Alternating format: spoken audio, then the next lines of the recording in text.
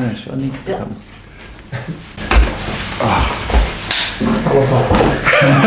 I want it. To be honest, Get a picture of you with it holding it. to be honest, doing that click, it saves me about an hour from editing. Seriously? Yeah, because I put 2 videos, and if I click, then I can literally in couple of seconds synchronize the sound. So what we're trying to do is, so it'll be, when you talk, it'll be the camera directly on you. When we talk, the camera's on us. Yeah. So that way... Because then if I like, you literally set up the mark on one video and set up mark on it, and you just bring them together, that's it. Before it goes on, we'll have to get a picture, won't we? Yeah. Yes.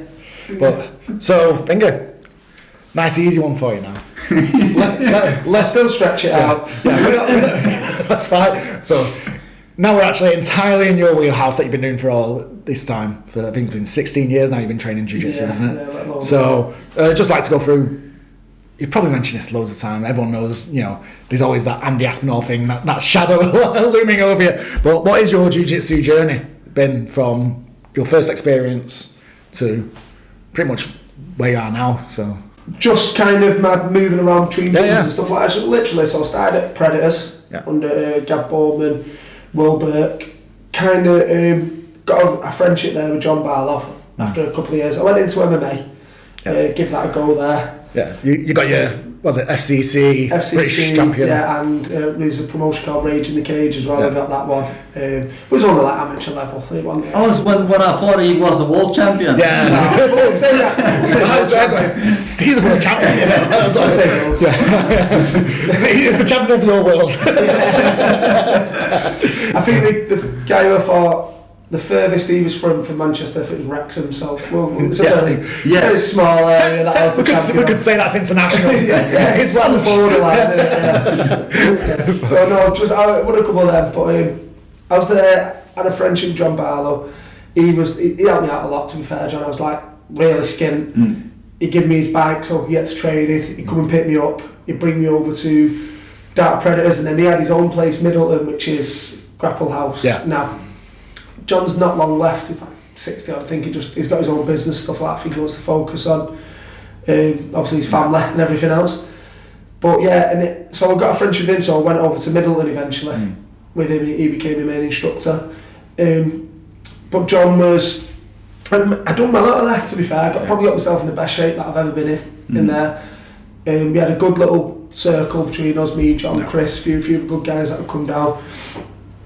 And then it kind of got to a point where, without sounding arrogant, I was like the best guy in the gym, you know. Yeah. And again, we're talking low levels there. I was an amateur, I was a blue belt. It's not like I was the best guy at a really high level gym. It was just mostly people who weren't interested in the slightest in fighting. And obviously Johnny was cracking on and just kind of like coaching and running a business and family and everything else. So kind of come to a thing where I said, like, there's FCPC up the corner. Around the corner, which was a Martin Stapleton gym, just a load of more active competitors there, and young lads my age, stuff like that. And I got John's blessing. He said, go over there. You know, I went and spoke to Stapes. I done one session there first. Thought, check it out. Didn't really know Stapes. Liked him. Liked the way he controls the room. The way there's not many people better, to be fair, than Stapes. He's a conversation I've had this before. Come from like he was a Royal Marine, and he just kind of knows how to get a room doing what he wants to do. You know what I mean? I was like, yeah, I like this. So I spoke to him and he said, mate, come over, you're welcome. Took us on. I was only really interested in MMA at that point, even though it was all, I like me grappling, but it was for MMA. It was back in the time when UFC was really kicking off and everyone was like, this is how you make money if you're a if you can throw hands and fight, this is how you make money. I just, you know what, I honestly, I don't think I ever had any kind of grand ambition like that UFC. I never. It wasn't what I see. I was just kind of enjoying what I was doing, you know, and just competing. And I won a couple of titles, and then it kind of became time for, right, Stevie, going pro, you know, Stapes. And I've still got a message what he sent me, which was like, it was a nice message to receive off a coach. I was like, mate, you're good, you can do well out of this. You know, I hadn't done, in actual competition, I was always really... You know, wooded and that, but inspiring, I was quite free, and I was, you know, I could hold my own with a lot of good guys. But then I just kind of knew it wasn't for me. And I was like, you know what, I'm enjoying this, but practically, I don't, I'm not good enough to make any money out of this. So, I don't think I am. So I've still got that message you sent me that says I'm like a really average white belt. That's my inspiration. That's your inspiration. You need that somewhere there. A really average white belt. That's white. But and then Andy Aspinall and Tom and Joe were always doing bits of jiu-jitsu there, and I was kind of looking over and I thought, maybe I could be good at this, Yeah. And I was already obviously doing jiu-jitsu, but not to the extent focused on it. Yeah, not focused on it. It was like, I called it like, it's just like grappling. And then chatting to Andy a bit, came to a couple of his classes, and he said, I messaged him, said, do you do private? He said, yeah, in the garage. I started going up there as a blue belt. The infamous garage. Yeah, the infamous garage, yeah. I was there for about 2 years. I went every week, just doing a private with Andy, and then obviously become good friends with him. Tom would pop in, stuff like he trained me, Tom would jump in for rolling, Joe would as well, Joe's brother's big lad as well. Being similar sizes, you don't get many people your size on the mat. It was good, it was, and Andy's I really fell in love with Andy's style of jiu-jitsu. He's a massively underrated jiu-jitsu. Even now, his son's the heavyweight champion of the world, and you'll see smoke being blew up so many other people's asses. Like Andy Aspinall's son is literally the hardest man on the planet. The guy knows what he's doing. But I just remember some of the sweeps and some of the stupid stuff he'd made me do. And I remember rolling him and I was all over him and I was running around and he was just kind of like this. And they just sort of started laughing. He went, Steve, what the fuck are you doing? Just sort of dripping with sweat. I was just, I don't really know. I'm trying to eat stuff, I don't know. He just went, mate, you won't be able to do any of that under my age. He went, you got to slow it down, you got to use your body, you got to use pressure, you got to push them. I was like, you know what? I like this guy knows what he's doing. And when he was on top of your pressure, he must have been 80k under. It's like, Jesus, that's, just like felt like lead. When he was on top of you, I thought, I want that. Yeah. And then at 130 kilograms, we don't. We really don't. I want that. Still nowhere near Andy's level of pressure, I promise you. Really? I promise you, it's ridiculous. Just puts his kind of rib cage feels massive. It's weird because he's small, but when he's on top of you, why do your ribs feel massive? You got like something on under there. Like just cohesion. Jesus, can't move. But anyway, a lot of them, you've done that long, I kind of like that. But Andy's just really doubled down on. Because I'm small, I've got to use every single bit of my weight, and I've got things that everyone kind of knows now at white belt. But we're going back maybe 12 years ago. Or whatever it is, 11, 12 years ago, and it wasn't as commonly known as, some of these little bits that I just really now, kind of every white belt knows. It wasn't, and I love this style of jiu-jitsu. And then anyway, I ended up getting my purple belt from Andy. I left my job, I was a pipe fitter at the time. I hated it, I was working away all the time, I just hated my job, hated getting up at 4 in the morning, I had to drive to Wales, stay away from family all week, for like when I was getting a time, I was 70 quid cash in hand, spent most of that on my dinner and takes, come home like 40 quid at the end of the week going, why the fuck am I what am I doing this for? It eventually got to that thing, and I was still at Stapes at that point. I just messaged Stapes and said, mate, when I leave my job, like, is there anything that I can do in the gym? He said, mate, teach private, sir. So that was my first kind of introduction into teaching, and I think I'd done that for about a year, or maybe less, might have been about 8 months. And then I seen this, and like spoke to Carl. I was just thinking, get my own place and run classes properly.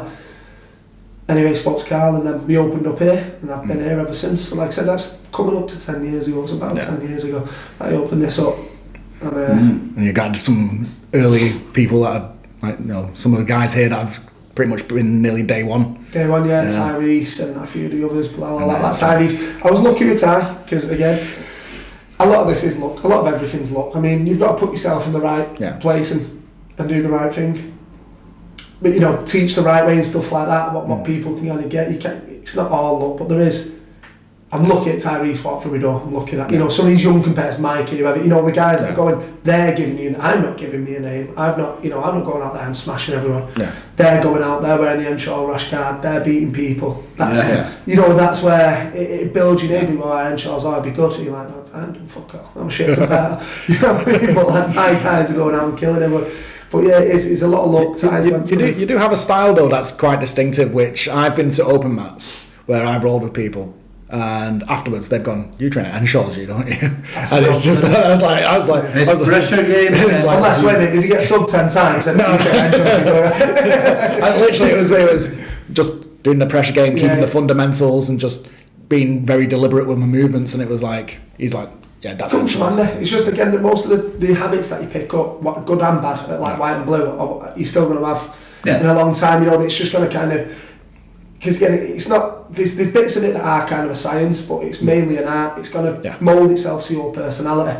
And like I said, I was just attracted to the way that Andy teaches, and that, you know, I can make him, I'm not a great athlete, but I can make people a lot fitter than me, a lot more tired than me. You know, I love that kind of thing. I think it's like, I say, how are you not tired? And I'm like, well, I'm jogging, you're sprinting. You know, so it doesn't matter how much fit, it doesn't matter about the arms, it doesn't matter. You're going to get tired before me. You know, so that's what it is. That was Andy's kind of the way that he brought. I think that's one of the things that you brought the 10-minute rounds in. Of course, to really drive that. But I think it's also to drive that mentality of, you might get a tap in your first minute, but you've got 9 minutes to go. Exactly. So it makes people open up more. The 10 minutes, like, I'd move up to 50 if people would have it, because it's them 10-minute rounds. You're a lot more loose, because it doesn't matter if you tap me in 2 minutes. I've got 8 minutes to get it back. Every lad in here's got a bit of an ego. You don't want to just get beaten like, shit, better than I should have beaten. It's like, if you've only got a 4-minute round, it's good for kind of comp prep and starting to sharpen you a little bit, like you got to go. But I think for your overall jiu-jitsu, the longer rounds are better, where you can be a little more loose, go, okay, your leg lock me last time, okay, I'm not going to play it leg lock again. Let's see how good he is at this. And you can start to play with your jiu-jitsu a little bit, or even go, I'll give him the leg, I'm going to give him the leg about 30 times, he might tap me a load of times, but at the end of this 10 minutes, I'll have 10 minutes of experience more with, you know, engaging in a leg lock battle with somebody who's better than me. You can use that 10 minutes however you want. And I feel at the 4 minutes, you lock up and go, A game. And just try to win, just try not to lose. You know. It's an interesting one. I think I said to mine before we had one round a few weeks ago, I was like, I'm just going to cook you for 10 minutes. He goes, you give me 10 minutes. He's like, I'm controlling position. That's what you did. That's why I did the next week. I paid for him that long. Sounds like a revenge. Because I've been conscious about my thing. It's like got my blue belt, and I was really conscious about where's the next steps for this. And everyone goes, you make your game at blue belt. And you see some people trying to make it at white belt. It's like, no, just learn jiu-jitsu at white belt. At blue belt, start learning your game and developing that. And I'm like, okay, I want control. It's like, and it's like, I'll still play from the bottom, which is where I do it. It's like, right, get my sweeps up to snuff, get on top, and stay on top. It's like, I'm not bothered about chasing subs. It's your game. And it's like, I can control someone. It's like, if I tap you in the first minute, that's great. But if I tap you 10 seconds to go at the end, I still got the tap. I still win. It doesn't matter when. Interview with, I think it was Saulo Ribeiro years ago. Again, I just seen him saying it. Said I roll for like 45 minutes with someone. Said, you know, that's how they can see kind of how good I am, because everyone's got a good few minutes in them. He said, but by minute 40, if I'm better than you and I've been cooking you, you know, and I just start subbing you at will, and you see the levels. I'll leg lock you arm by you. I'll just do everything what I want to you. And that is the thing about having the longer rounds, but also, that's my train of thought then. The longer rounds are good for like resilience if you're underneath as well. You know, it's like, okay, he's on top, there's 9.5 minutes left, shit, and he's not going to be in a rush to move, is he? He's just going to be So you build up that kind of resilience, and you see some people like come out of it going, well, I can be underneath a bigger, technically better guy for 9 and odd minutes. And I didn't give anything to him. You know what I mean? You can take something from that as well. Next time I get space. Next time I'll start to look for the opportunity a little bit more. Because I can risk it now, because I know I can stand it. I know. So, when you were going through your belts, what were like the stupid things that you were doing at each belt? My bad jiu-jitsu. What is your plenty of stupid things? Other than getting really tired while trying to know Andy. Well, that was the one try about athlete. Everyone, I think a lot of people do that. I watch a lot of. Sorry, I'm not bringing it to someone else here because it is through my experience. But a lot of the kids now are winning a lot of comps. People like they're unreal. And I'm saying they're very, very good athletes, but a lot of what they're doing is actually bad jiu-jitsu. It looks like gymnastics with a partner. They start off from one end of the mat. Yeah. There's mount, back, side, half, he's in guard now, he's on top now, and then they're down the other end of the mat, and it looks great to watch. But the jiu-jitsu is about efficiency. Yeah. So the jiu-jitsu was actually terrible. I teach my kids quite a lot different. I'm just like, no, I'll set them up drills right. You don't lose good position. Yeah. You know, as soon as you lose, you start inside, you either have side, mount, back. If you get pulled back to half guard, you've lost. Get swept, you lost. You start again. Yeah. You know, because jiu-jitsu is about being efficient, and Andy did teach me that, and I got quite an handle on that quite early. And I'm just like running round him, and there was a sweep that I'd done, which is kind of hard to show on camera, but he's kind of like curled up in a ball, and I'm kind of on top trying to drive him over to his back. And he put his bottom kind of knee out, almost like a ledge, and I kind of went to lean sitting, and he moved it and pushed me, and I just fell backwards like that, and he just like, come on, get back on top, and I thought, that was jiu-jitsu. You know what I mean? He just like a rug left something there, like, I thought, I'll just like sit my ass onto that, and as I did, he just straight armed me, moved his leg, and he just kind of, you know, twisted his legs behind him. And that kind of reminds me, when he did his seminar, this is my stupid memory of remembering things, when he was talking about the knee cut pass. Yeah. And his counter to that is just shrimp out. Yeah. Don't let them put the knee on you. Yeah. Shrimp out, and then you can roll them. Because you've now created so much space, and they're so narrow in a base that you can literally just kick them over. And it was like, and I saw that, I was like, that's so simply good. And I felt stupid for not even thinking of it. The thing is, when you're smaller and older, you have to find these things. That's where the real good jiu-jitsu comes from. That's why I brought it back to like the kids. They can rely on just being an athlete, cartwheel, passing and jumping. But the jiu-jitsu is terrible. You know, when you're watching them, you think it's about efficiency, it's about submission, like success rate. If I go for 10 submissions and I only get one, it's terrible. That's a, you know, people might look at that the other way and go, oh, you only need one. Yeah, but I'm not talking about to win a fight. I'm talking about jiu-jitsu efficiency. 90% failure rate, terrible. You want to go for one sub, get one. You know, that's to me is what jiu-jitsu is. That's why, again, the longer rounds don't cut people. But as far as like bad things, I remember trying to do a berimbolo once and pop my ribs. That was stupid. when you're 100 plus kg yourself, you're more of another 100 plus kg guy, and you kind of go under and your straws on you, like my knees touch my ears, just like pop, I was in agony, and then I was out for God knows how long. Just doing things that aren't designed for you. It's like, you know, that's not meant to be. You know, just do you. Don't try and do what other people do. I think that's a lesson that I've learned as well, because when I started, I was pushing the pace a lot when we had like Ginger Dan, and I was there trying to play Ginger Dan's game. I was being a mirror to people, and I was like, this is actually doing me a real disservice trying to be a mirror to people. It's like, I need to be who I am, and if they want to mirror me, that's fine, because then they're going to suffer because I'm going to be good at what I do. And it's just that being honest to yourself about what your capabilities are is very important in getting better at it. So. The best guys, the very best guys in the world, I'm talking about the world's best, your Gordon Ryans, all these other guys, train like 8 hours a day or whatever they train. And they're only actually world class at about, let's say 10 things as a random number. They're not world class at all the other things of jiu-jitsu. They've got a game that is just rock solid. If he gets anywhere near this, you're done, because that's what he does. They're good at the other things, but they're not elite. Whereas you get guys who train twice a week, 2 hours a week, try to cover all of jiu-jitsu and get good. It's not going to happen. You know what I mean? You train 2 hours a week. That's why it's so easy to get to the top as a jiu-jitsu competitor in my eyes, because most people train 2 to 3 hours per week. If you were, I'm training 8 hours a day. If you're not towards the top end in 5 years, something's very wrong. You know, you just you know. But anyway, so I try to focus on things people sort of say, you know, like with me with leg locks, I'm not going to be a roll under leg lock guy, but I want to know how to get out of it. I want to bait that so I can pass. You know, I'm not afraid to go near it and sort of like hide on the heels and think, right, it's kind of shut me passing down now. You know, you've got to play their game to an extent so you can learn how to counter them, but not copy their game. Not have a leg lock shoot out with you, because I don't care. I want to pass, I want to get to a good position.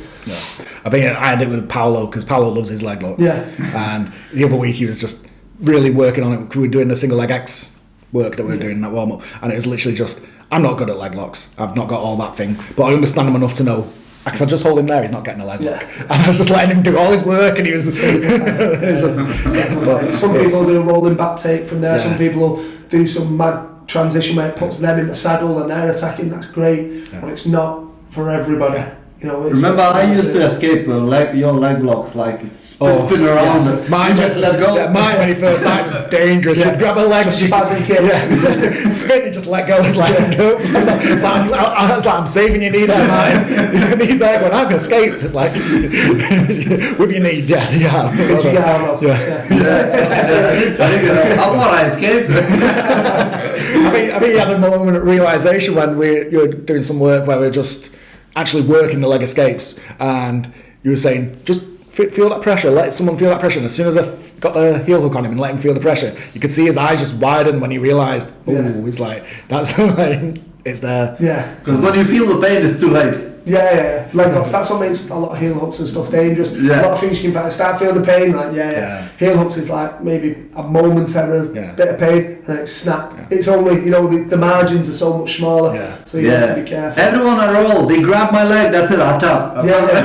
Just you start to roll legs with people that you trust. Yeah. You know when you Yeah. just trust that they'll sit there with your leg like that, just looking at you. They won't, they won't blast it on.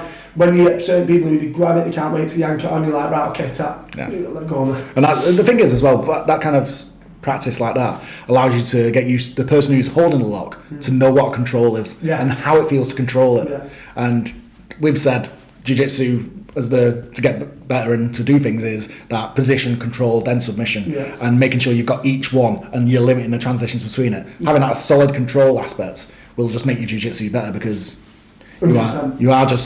you're putting yourself in a position to get the sub. Just turning in gonna make your jiu-jitsu better. Just turning. So what are you working on then? At the moment, Yeah. I'm literally my leg lock defence. I want to get a lot better. I've got a lot more work to do for that, and then using that to see opportunities to get past. I'm decent now, but there's a lot of room for improvement there. I want to just feel comfortable when someone grabs a leg. I want to literally just pass someone my leg.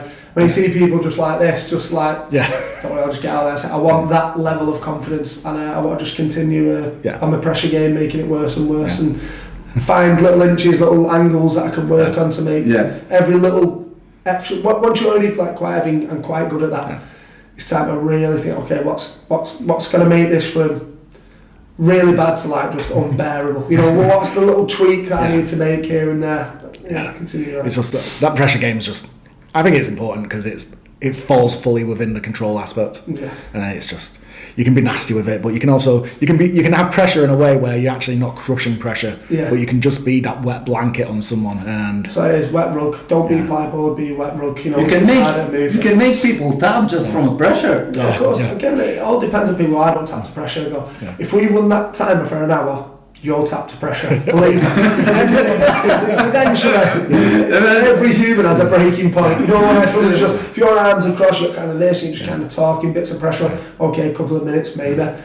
Minute 52, you think, get him off now. The one thing that gets me is especially when you're just doing your pressure and you've got that thing, is I'm all right with the positions for quite a lot of the time, but it'll just be a movement happens and a breath will just be in the wrong point and it just evacuates every bit of air out of the body and I can't get it back, and I just feel like I just literally can't breathe. I'm like, that's it. That's where it gets me. I'm like, damn it. It's like just trying to control that breath in between movements, and it's still different. It's still hard to do.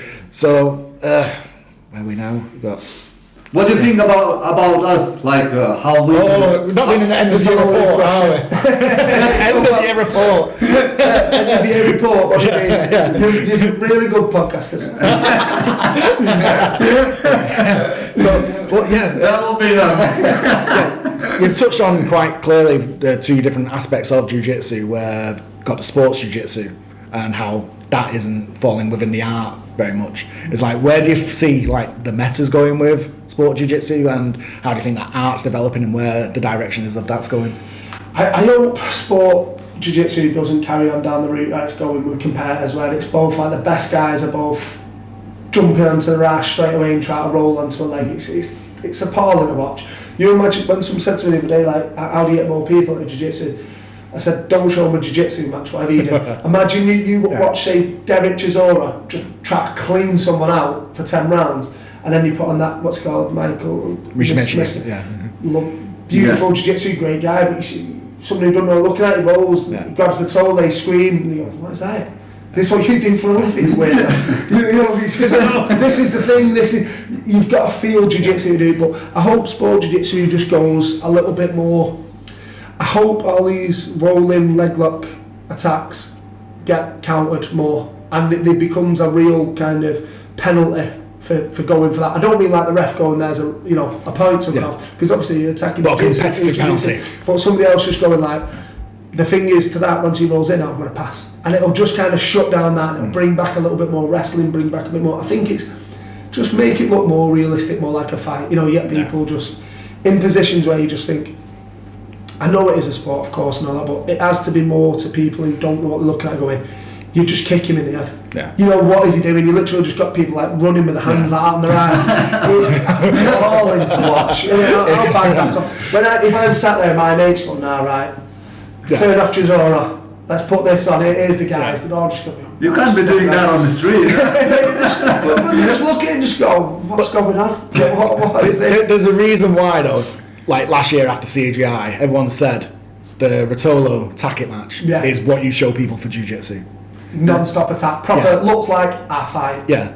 Make jiu-jitsu just look like a fight. Yeah. That's what it is. Don't make it look like something, mega unrealistic, because then with a lot of sport jiu-jitsu, you're really falling into a category where you could put some jiu-jitsu matches, and these are high-level black belt, if you show someone who doesn't know, you could put that behind Krav Maga. I'm not saying Krav Maga, but just mean any kind of martial art. People now kind of go, you're never snatching a gun off someone, or whatever it is. Like, it looks less applicable and worse in the real world if you what he was, and that's the best in the world. And he wouldn't. It becomes a novelty. Of course, it's just it still needs to be guys that like what's called Rosamare Palhares or something else, like a little tank that's used to grab people's legs and rip them off. And these people that you look at and think that's a violent man. You don't want to get a grapple with him. It is. I think I'd like to see jiu-jitsu go back down that route. More towards the applicable in a self-defense situation. Yeah. Just like I said, big takedown. Well, I'm not saying everyone has to do that. Jiu-jitsu's an art. Different people, but I think you should know.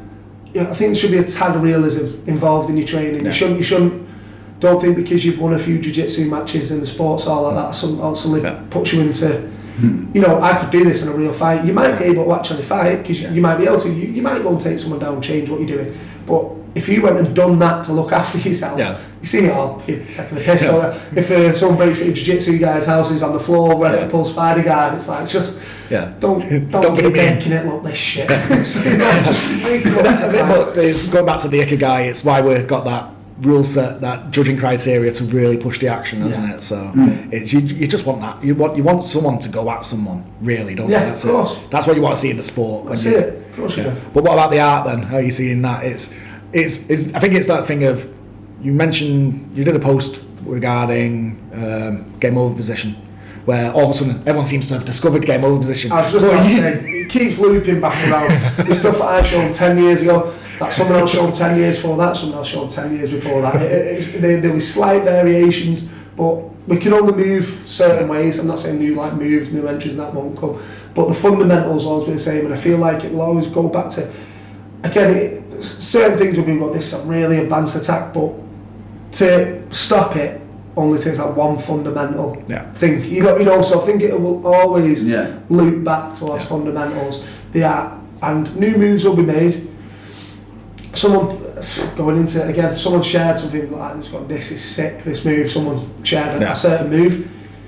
It had loads of traction, loads of flame emojis, all that stuff, and I said, you know what, it's that good, that move, that I've never once seen it being used in MMA, Jiu-Jitsu. I've never seen it successfully be used ever.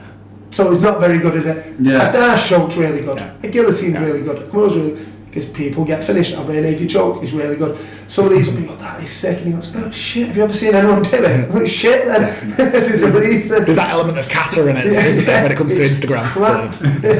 That's what it is. Well, you think, you're looking at, when it's coming to the art of jiu-jitsu, it's more about, well, the standard's increased, hasn't it? Over the time.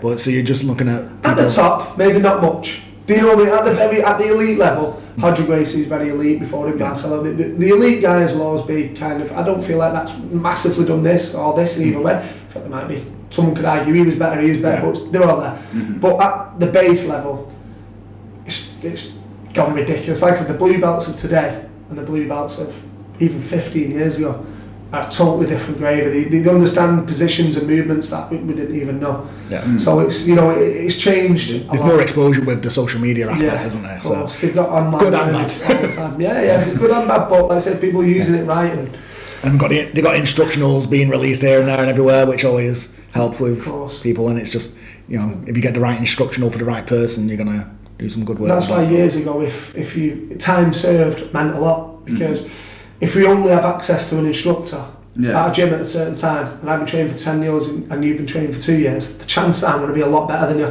But now, you might go home watching instructionals all night. You know, there's a difference. Like Joseph Chen. Yeah, you might just be on, just do it, and then all of a sudden going, oh, what do you do then?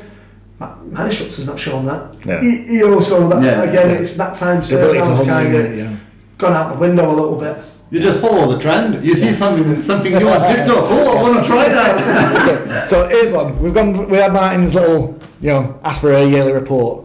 What do you say we need to work on individually to make our jiu-jitsu better? Be honest and brutal as you can. Make your jiu-jitsu better. Like, How long you up? No,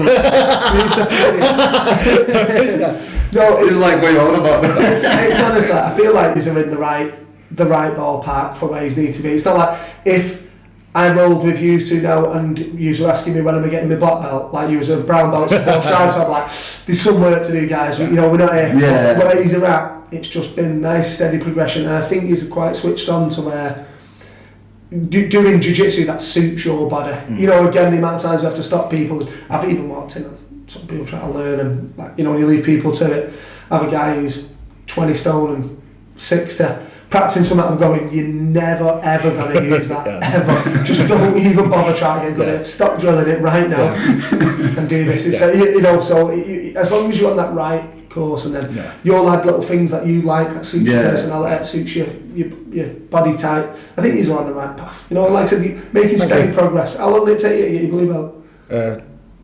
Just over 2 years. So there you go, steady progress. That's exactly what you want. That's it. It's not a race, is it? Before you know it, that's all it is. Just make them little progressions all the time. Just show up and have fun. Yep, that's it. Enjoy it. That's it. But anyway, I think that's us done, and we appreciate your time. We know you're busy with, you know, everyone pestering you for places on competitions. I'll turn my phone on in a minute. I'm driving it. It's been the best part of my day so far. We do appreciate your time, and thanks for putting up with us anyway on the mats. Yes, So- thank you very much. Thanks for having me, boss. Anyway, thank you. Appreciate that. Yeah, Thanks, so- boys. Thank you. Loved it. Yeah. Thank you. Cheers. Ta, lads. Thank you.